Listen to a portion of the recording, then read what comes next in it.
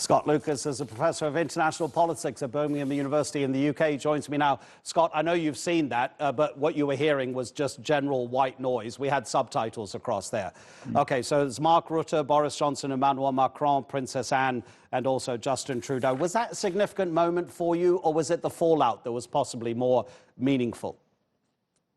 Well, I think it's a telling moment because it's what you get in a very rare public setting of what leaders privately discuss about Donald Trump and what their agencies think. And that is that Trump does tend to ramble, that he quite often has a loose relationship with the truth, and that the outcome, therefore, can be very chaotic when you're trying to conduct diplomacy in public or even behind closed doors. So in other words, what you try to do with Donald Trump is, as you might do with your 5-year-old that goes off the handle, you try to contain him. But Justin Trudeau is saying there basically that Donald Trump's team can't do that. We know that. But of course, it's sort of an open secret, and you're not supposed to be caught on camera saying it. In terms of the fallout, Donald Trump will be upset. He's already called Justin Trudeau two-faced. Does he go as far as to try to punish Canada, for example, by resorting to tariffs, which he has done in the past? Does he threaten France with tariffs, as he did just last week? In other words, the problem with being caught on camera isn't only that it looks discourteous to the Queen, because this was at Buckingham Palace, even if her daughter were one of the people discussing Trump. The problem is that Trump is so unpredictable that your country may pay a price for when you say these things in public rather than quietly. What difference does it make if one world leader thinks another one actually, let me rephrase that. What difference does it make when one world leader is unimpressed by another world leader? Can it actually affect policy?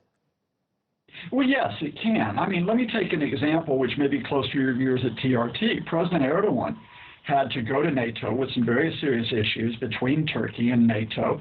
This all ended relatively well for both sides. And that's because Erdogan, even though there are questions about Turkish policy amongst NATO colleagues, that people do think they could deal with him. If you get leaders who think they cannot deal with Donald Trump, if they think he is so unpredictable, if they think that he is so out of touch even with his own agencies, what happens is that you cannot have the type of stable alliance politics, whether you're discussing Russia and what it's doing regarding Crimea and Ukraine, whether you're discussing, as NATO did this week, China and the changing situation in Asia, or whether you just simply, a basic question which is, beyond Donald Trump talking about NATO ripping off America, because America has to put money into it, by talking about the need to revamp collective defense, not only your armies, your navies, and your air forces, but, for example, over issues like cyber war or information and disinformation. How does it affect bilateral relations when the British Prime Minister Boris Johnson is apparently told before the NATO summit, try to stay as far away from Donald Trump as possible because there could be negative reactions coming from the British electorate, and you're standing for Prime Minister on December the 12th. So just make sure. And also Boris Johnson being asked and having to answer a question about whether he takes Donald Trump seriously. Well, at one level, it affects Boris Johnson, because if people think that Donald Trump is toxic and doesn't turn things into gold, Boris Johnson then may suffer a hit, which means he doesn't get a majority in the elections. It could affect Boris Johnson's attempt to get the UK out of the European Union, because Donald Trump said a few weeks ago he doesn't like Johnson's Brexit plan. He effectively would prefer a no-deal Brexit. But I think beyond that, we need to make this point. The U.S.-UK relationship, the U.S. relationship with other countries, is not all about the leaders at the top. What is driving the U.S.-UK relationship, despite Donald Trump right now, are relationships between the militaries, between the intelligence services, between the treasuries, between the diplomatic services. And not only British officials, but many U.S. officials are just trying to play out the clock, which is that they would hope that by January 2021, someone different is in the White House, and then both at the highest level as well as the working level, they can get back to a sense of stability. Okay, I was going to make exactly that point about how relations between the United States and other countries, and how those other countries, a lot of them have said to themselves, let's just wait it out and see what happens.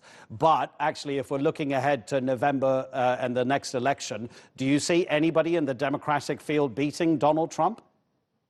Well, first of all, let's see if Donald Trump makes it to November 2020 with the current impeachment hearings.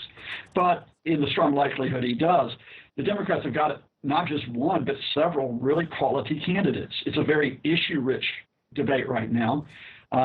Even if you think that Joe Biden, as the former vice president, isn't the one to go forward, and he has been sinking, you've got Senator Elizabeth Warren, who is striking with her approach to health care, her approach to economic justice.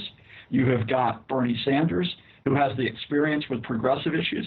And you've got the new, I think, top-tier candidate, Pete Buttigieg, who may just be a mayor of an Indiana town, but presents himself as the moderate when you're talking about not only health care, not only the economy, but key issues like immigration and climate change. Yes, the Democrats will put forward a candidate who I think will be a solid candidate.